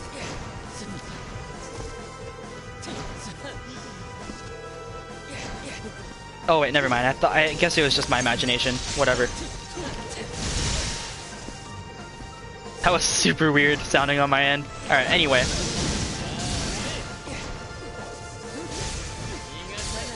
So yeah, that's another thing you can do when you're dealing with enemies is... Darn, that wall rushed you. Alright. Oh, that's still wall. Okay, wait. Come further from the wall. Come like, yeah.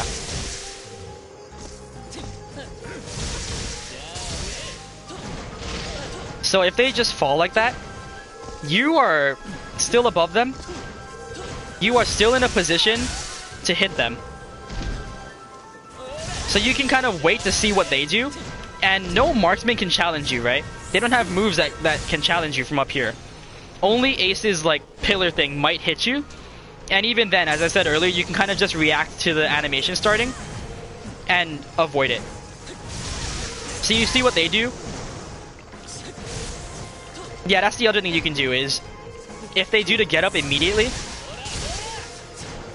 you can drop and then use your air forward and try and like see if you can catch them with it.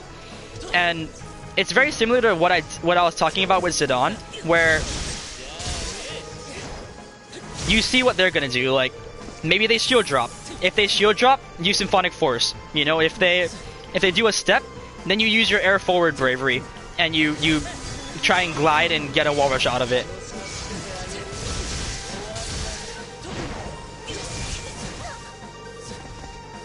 You can also just do what I did, where you don't even wait to see what they're gonna do. You just use your air forward brave immediately and try and catch their shield drop with it and set up your ally for an attack.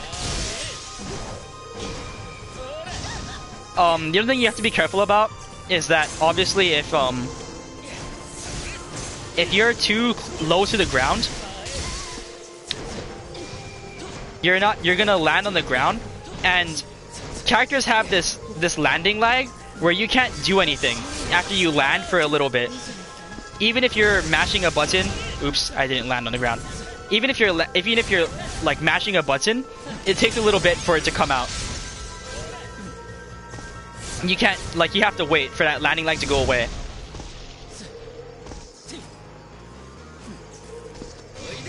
Like it just takes a little while. So if you're not high enough off of the ground when you do that dash up to them, it's possible that you'll just land on the ground and then you can't do anything afterwards because you're waiting. You're in that landing lag. So you have to be careful about that too.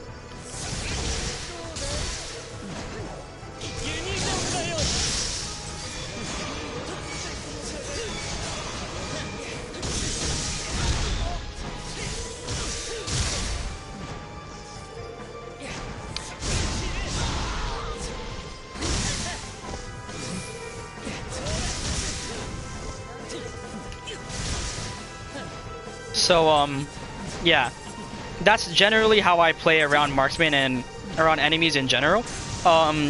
In terms of other enemies to watch out for, I would say that from the assassins, Kain and Zidane give Kuja the most trouble because they also have good ways to hit enemies who are above or beneath them.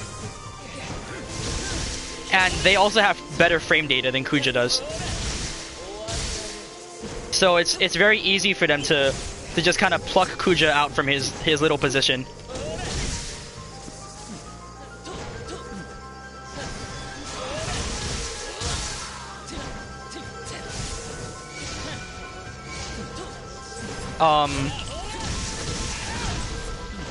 So yeah, and then in terms of vanguards, Garland is by far the worst, because all of his moves has really big vertical hitboxes, so it's easy for him to just knock you out of the air.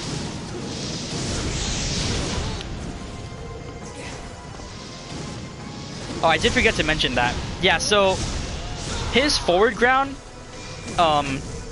has a very distinct animation where he does this little backflip out of it into it, so it's very easy for opponents to see that you're using it and then just kind of dodge.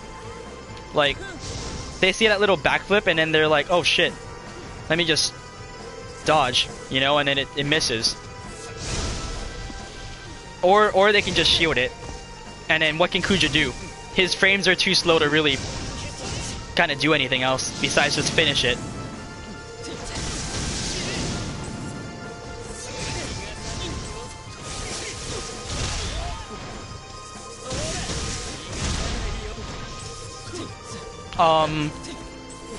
Yeah.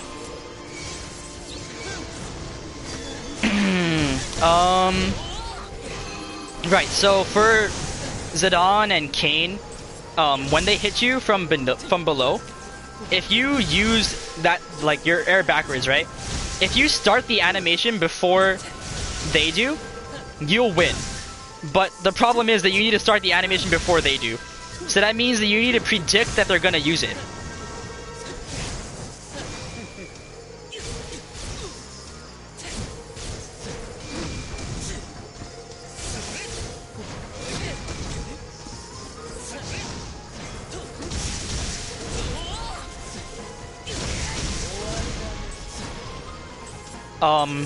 So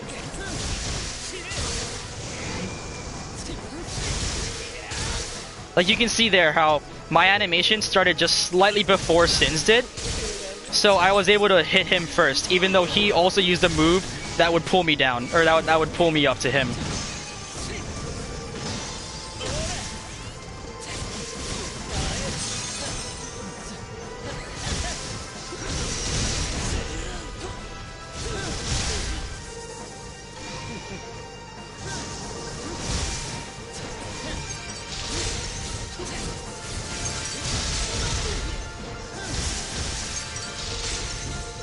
Anyway. I'm getting distracted. So, let me think. Is there anything else I wanted to talk about for Kuja? Right, so yeah, so, in general, just playing around his height. And obviously on maps that have very different height levels, like how this one, there's multiple different height levels, right? There's, all the way, or there's like right up here, which is the highest on this map in terms of like flat ground, but then they could be down here. And you have to remember, like, as Kuja, it's hard to put into words what it looks like, but there's a specific height that Kuja can be at in which he can hit enemies. But if you're not at that height, you won't be able to hit them. And you kind of it just comes to time learning what height that is. Because there's only so many angles that his moves can go at. And if the enemy is like too far beneath you, or too like directly beneath you, then it's gonna be impossible for you to hit them. So you have to maintain your height and your angle relative to the enemy, and you have to kind of keep track of where that is.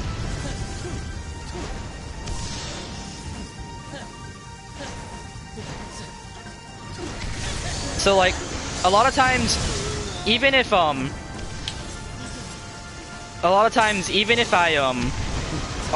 dashing towards an enemy, and I need to avoid a move, so I jump, I'll let Kuja fall back down, because I want to get back to that height that I was at before. I only use the jump to avoid the move.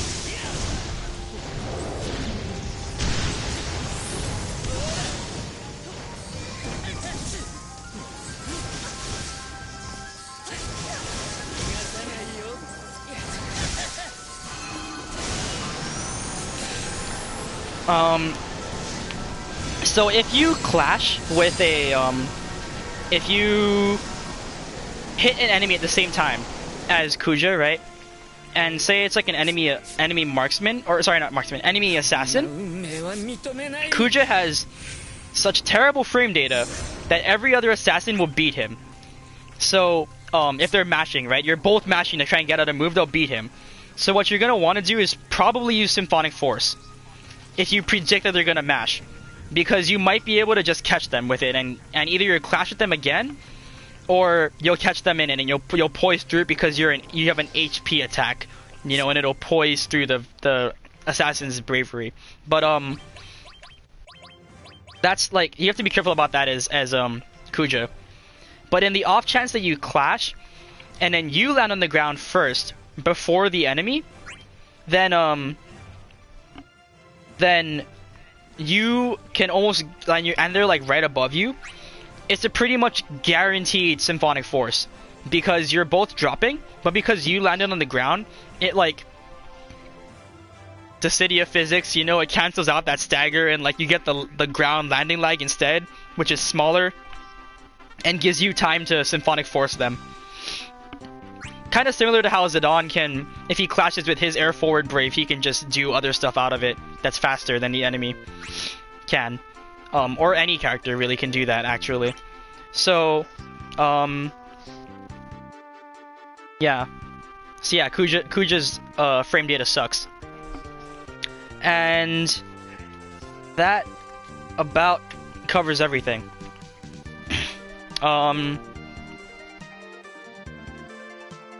If there are any questions that the viewers have, I am more than willing to answer them though. If there's other things that they wanted me to cover.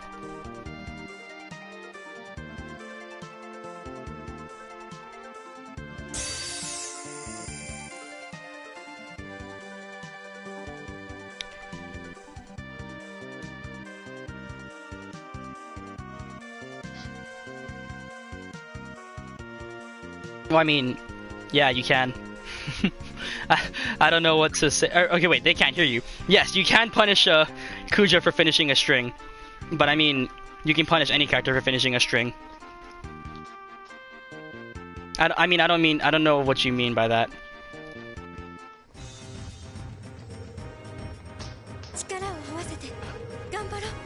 No, you weren't being smart.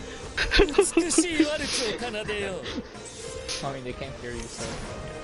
Yeah, I mean, they can't hear you, so... But, I mean, yeah, like, if you see him finishing a string, you can obviously punish it. Just like any other character, he has that end lag. That's why, ooh, that barely hit me. That's why the glide mechanic is so important, because it allows you to dodge it.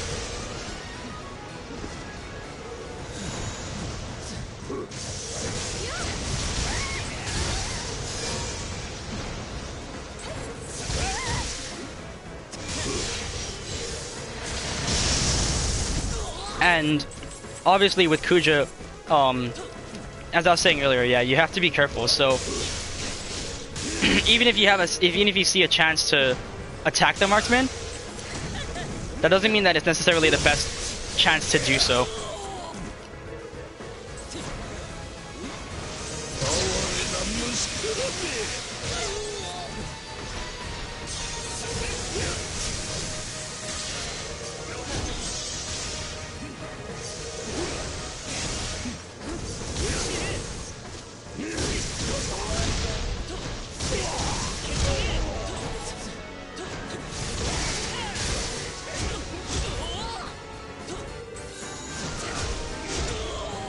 Yeah, Garland kind of ignores the fact that Kuja likes to be above enemies with his attack in the air like that. It really cucks him. It really cucks Kuja.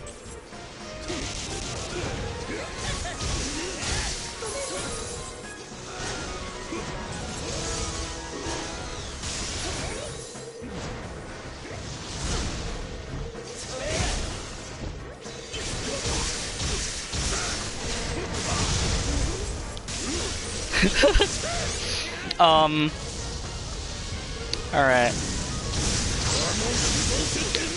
Yeah. I think that's about all she wrote for this one. Yeah. I don't know if anyone else has other questions.